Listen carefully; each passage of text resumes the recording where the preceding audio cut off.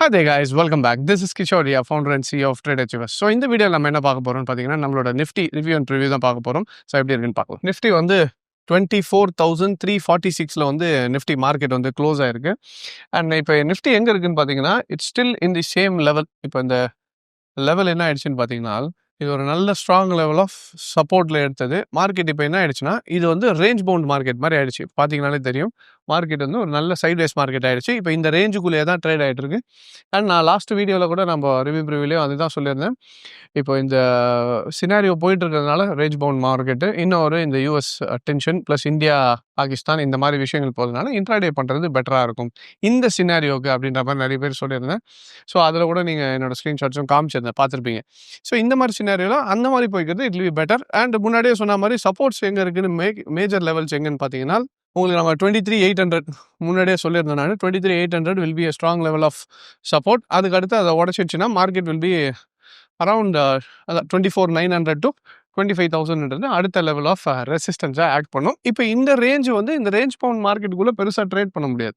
அப்போ நீங்கள் அதுக்கேற்ற மாதிரி தான் ட்ரேட் பண்ணிக்கணும். இப்போது ஃபார் எக்ஸாம்பிள் நீங்கள் இன்ட்ராடே பண்ணுறீங்கன்னு வச்சுக்கோங்களேன். இப்போது என்னோட ட்ரேடிங் ஸ்டைலில் எடுத்துக்கோங்க. லாஸ்ட் 3 days நேற்று மார்க்கெட் உங்களுக்கு தெரியும் May 1 லீவு. அதுக்கு முந்தின வாட்டி பார்த்தீங்கன்னா ஒரு 3 days நான் ட்ரேடே பண்ணலை. ஏன்னா முக்கியமாக மார்க்கெட் வந்து ட்ரேடுக்கான ஆப்பர்ச்சுனிட்டி கிடைக்கல. இப்போ எனக்கு ட்ரேட் ஆப்பர்ச்சுனிட்டி கிடச்சிருந்துன்னா ட்ரேட் எடுத்திருப்பேன். ஆனால் விஷயம் என்னென்னா மார்க்கெட் என்ன கொடுக்கல, எந்த ஒரு ஆப்பர்ச்சுனிட்டியுமே கொடுக்கல. மார்க்கெட் டோட்டலாகவே சைட் வேஸ் போனதுனால I just skip my trading.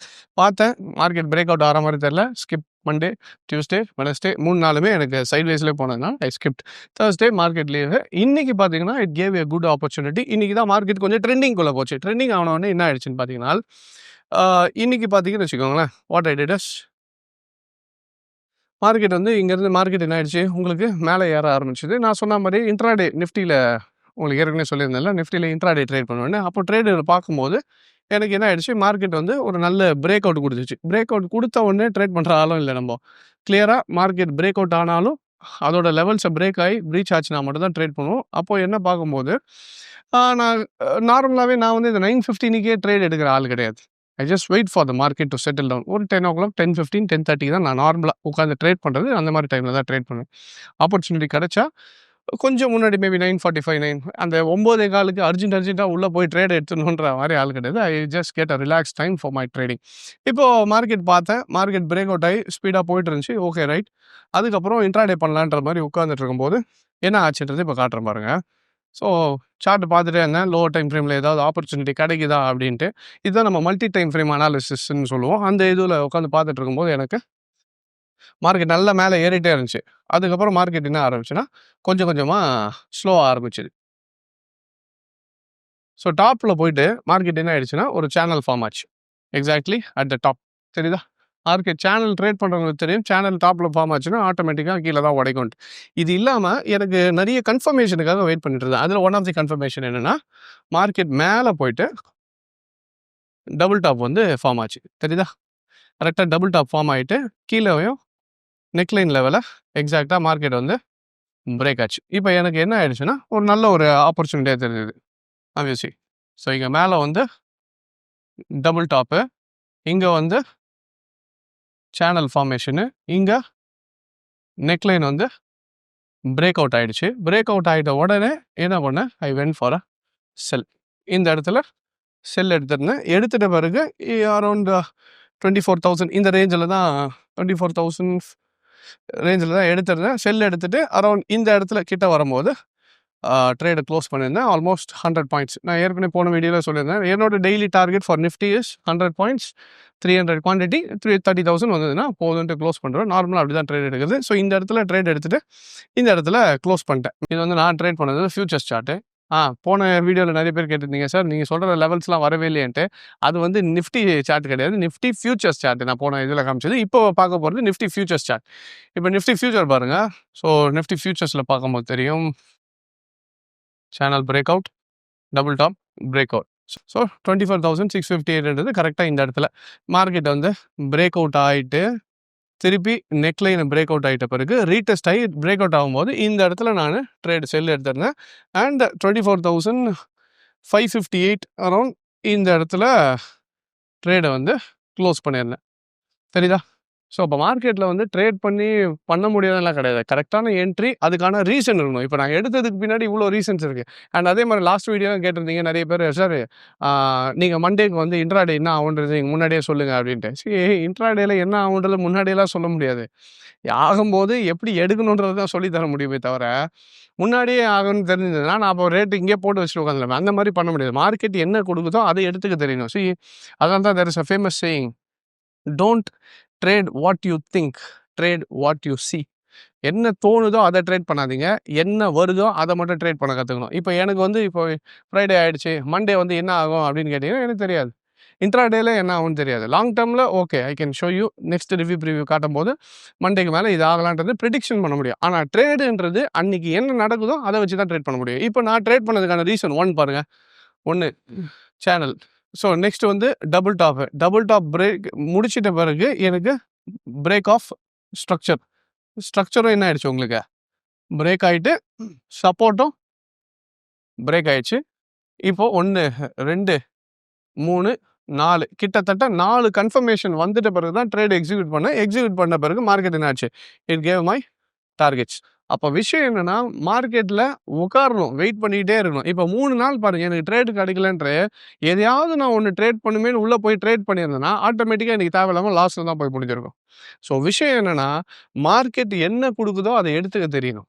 நமக்கு தேவையானதெல்லாம் மார்க்கெட்டுக்கிட்ட கேட்க முடியாது. என்ன கொடுக்குதோ எடுத்துக்கணும். இன்னைக்கு நல்ல ஒரு மொமெண்டம். இப்போ நிறைய பேர் என்ன சொல்லுவாங்க, சார் மார்க்கெட் தான் மேலே ஏறிட்டே போகுது, அந்த இடத்துல ஏன் செல் பண்ணணும்னா, இவ்வளோ கன்ஃபர்மேஷனுக்கு அப்புறம் செல் பண்ணுறதுன்றது தெரிஞ்சுக்கிட்டு பண்ணுறது. And one more thing, I will show you the beauty.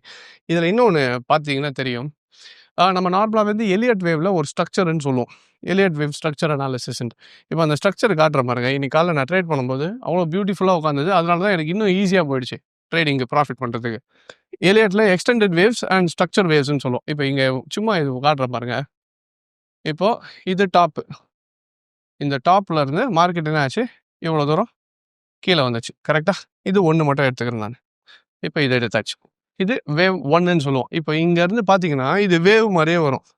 முதல்ல வேவ், திருப்பி correction, break out, correction, and ஃபைனலாக இந்த வேவ் பார்த்தீங்களா, இந்த டோட்டல் வந்து இதை வந்து நம்ம எலியட்ஸ் வேவ்னு சொல்லுவோம்.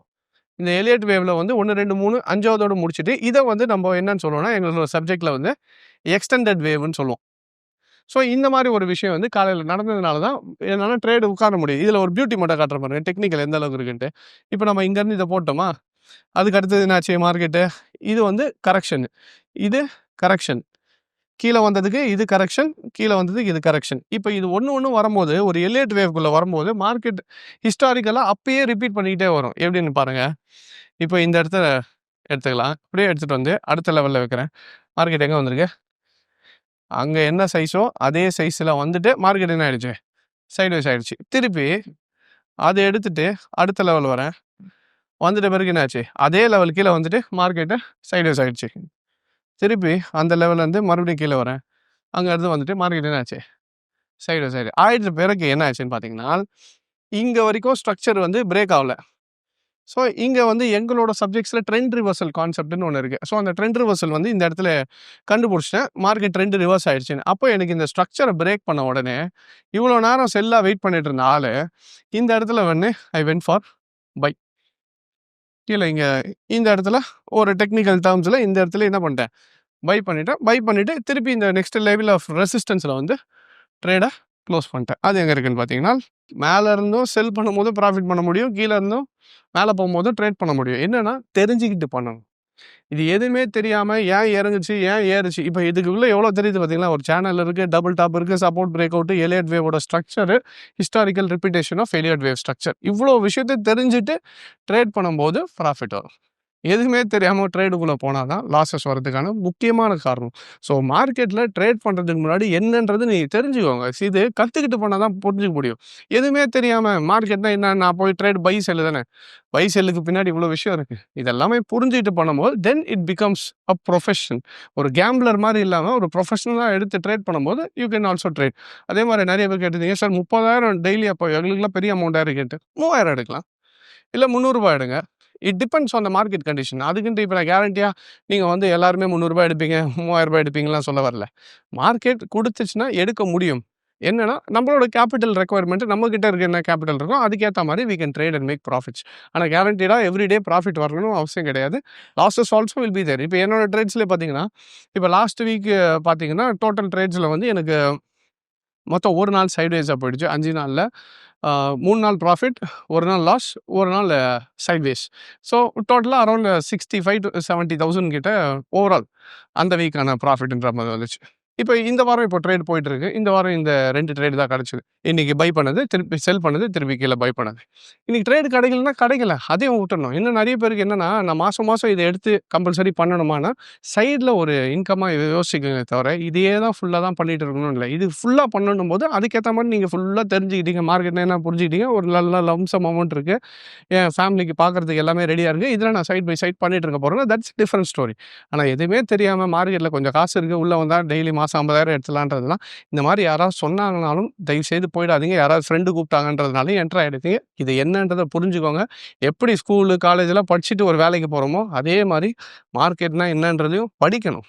என்னன்றத தெரிஞ்சுக்கணும். புரிஞ்சுக்கிட்டு அதுக்கப்புறம் ட்ரேட் பண்ணும்போது, மார்க்கெட்டையும் ஒரு சஸ்டெய்னபிள் சைட் பிசினஸ் மாரி எடுத்துக்கலாம். ஆல்ரைட். ஃபுல் டைமா எடுக்குறீங்களோ, சைட் பிசினஸா எடுக்குறீங்களோ, அது அவங்கவங்களோட விருப்பம். வெறும் ப்ராஃபிட்ட மட்டுமே காமிச்சுட்டு பண்றது இல்ல. It is also losses and profit. But overall நம்ம ப்ராஃபிட்ல இருக்கணும்ன்றது தான் முக்கியம். அண்ட் அதே மாரி உங்களுக்கு ஏற்கனவே தெரியும். நம்ம வந்து ட்ரேட் வச்சுட்டா நார்மலா இந்த மாரி நானு ப்ராஃபிட்ஸ் வச்சு காட்டுறது கிடையாது. ஏன்னா, ஃபைனலா என்ன ஆயிடும்னா, இந்த ப்ராஃபிட்ட பார்த்துட்டு மக்கள் வருவாங்க. நானும் அதே மாரி டெய்லி 30,000 பண்ணா நல்லா இருக்குமே, மாசம் லட்சக்கணக்குல இத பார்த்துட்டு வரக்கூடாதுன்றதுனால தான் நம்ம ப்ராஃபிட்ட வந்து காட்டுறதில்ல. இந்த வீடியோவும் சரி, லாஸ்ட் வீடியோலயும் சரி, இந்த போர்ஷன வந்து மேபி ஒரு 3, 4 டேஸ்ல என்னோட டீம் கிட்ட சொல்லி கட் பண்ண சொல்ருவேன். இத எடுத்துருவாங்க.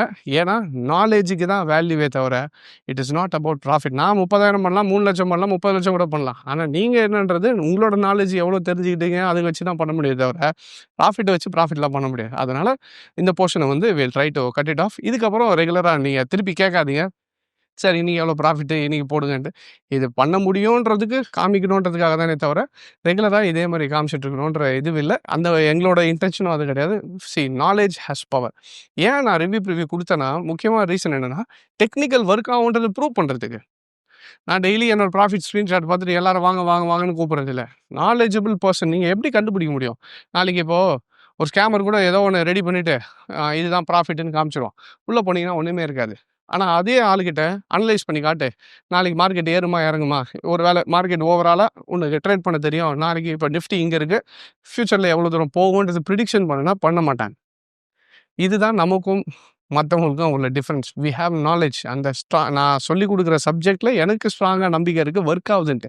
அதனால தான் சொல்லிக் குடுத்துட்டுருக்கோம். அண்ட் மத்தவங்கள மாரி இந்த ஹோட்டல்ல 1 நாள் கிளாஸ் போட்டுட்டு, 2 நாள் கிளாஸ் போட்டு முடிச்சுட்டு அனுப்பிச்சுட்டு திருப்பி வந்தீங்கன்னா, அதெல்லாம் கிடையாதுன்ற மாரிலாம் இல்ல. We have offices. சென்னையில, கோயம்புத்தூர், மதுரை, பெங்களூர் எல்லா இடத்துலயும் ஆஃபீஸ் இருக்கு. கிளாஸ் முடிச்சிட்ட பிறகு புரியலன்னா திருப்பி எத்தன வாட்டி வாங்கன்னு வேணாலும் சொல்றோம். அதே மாரி ட்ரேடிங் ஃப்ளோர் இருக்கு. புரிஞ்சுட்டு முடிச்சிட்ட பிறகு எங்க கூடயே உட்காந்து ட்ரேட் பண்ணுங்க. டீமா ட்ரேட் பண்ணுங்க. இதெல்லாம் யார் சொல்ல முடியும்னா, சப்ஜெக்ட் ஸ்ட்ராங்கா இருந்தா மட்டும் தான் சொல்ல முடியும். இல்ல எல்லாம் நாளைக்கு கேள்வி கேட்பாங்கல்ல. நீ சொல்லிக் குடுத்தது ஒர்க் ஆகலன்ட்டு. ஏன் இன்னைக்கு இத்தன ஆயிரம் பேர் நாங்க ட்ரெயின் பண்ணியும் உள்ள உட்கார்ந்து எல்லாம் ட்ரேட் பண்ணிட்டு இருக்காங்கன்னா, that is because of the quality of content what we give. எனக்கு என் சப்ஜெக்ட் என்னன்றது தெரியும். அது ஒர்க் ஆகுதுன்றது உங்களுக்கு தெரியும். நெறைய பேர் ஃபாலோ பண்றவங்களும், புதுசா பார்க்குறவங்களும் இப்ப புரிஞ்சுப்பீங்க. பட் இந்த ப்ராஃபிட் இந்த ஸ்கிரீன்ஷாட் மட்டும் will try to cut it off after 3, 4 days. Alright. So இப்போ மார்க்கெட் எப்படி அனலைஸ் பண்ணணுன்றத புரிஞ்சிருக்கும்னு நெனைக்கிறேன். இன்ட்ராடேக்கு இது. பட் லாங் டர்மா நான் சொன்ன மாரி நெக்ஸ்ட் ரெசிஸ்டன்ஸ் உடைக்கும்போது எந்த லெவலுக்கு போகும்ன்றது. அதுலயும் லாங் டர்ம் ட்ரேட் பண்ணும்போதும் இந்த மாரி அனாலிசிஸ் வச்சு தான் ட்ரேட் பண்ணுவோம். பட் இட் டிபெண்ட்ஸ் யார் யாருக்கு எந்த மாரி ஸ்டைல் ஆஃப் ட்ரேடிங்ன்றத வச்சு அதுக்கேத்த மாரி ட்ரேட் பண்ணிக்கலாம். ஆல்ரைட். ஸோ நிஃப்டி இது புரிஞ்சிருக்கும்னு நெனைக்கிறேன். இதே மாரி நீங்களும் கத்துக்கிட்டு பண்ணணும்னு நெனைச்சீங்கனாலும், we at traders we teach people and இப்போ வந்து ஸ்பெஷலா ஆஃபர்ஸ் வேற குடுத்துட்டுருக்கோம். மே 15th வரைக்கும் தான் இந்த ஆஃபர் இருக்கும். எங்களோட ஃபுல் கோர்சஸ் இப்போ இந்த எலியட் வேவ்லாம் காமிச்சேன் பார்த்தீங்களா? எலியட் வேவ், ஹார்மோனிக் பேட்டர்ன் எல்லாம் கோர்ஸுமே சேர்த்து கம்பைன்டா ஆஃபர்ல 50% ஆஃபர்ல போயிட்டுருக்கு. ஸோ நீங்க எல்லாமே வேணும்னாலும் மொத்த ஆஃபரையும் எடுத்துக்கணும்னாலும் 50% லெஸ்ல நீங்க எடுத்துக்கலாம். இன்கேஸ் இத பத்தின டீடைல்ஸ் வேணும்னாலும் எங்களோட நம்பருக்கு கால் பண்ணி கேட்டீங்கன்னா, they'll give you all the details. We do have online classes as well. அப்ராட்ல இருக்கவங்க, இல்ல சென்னையிலேயே இருந்துட்டு என்னால வர முடியல, ஆஃபீஸ் டைம் செட் ஆகலனாலும் ஆன்லைன்லேயே நீங்க எடுத்துட்டு நீங்க கிளாஸஸ் ஜாயின் பண்ணணும், ஜாயின் பண்ணிக்கலாம். Alright. So I hope this video was useful and thank you very much for joining. Take care.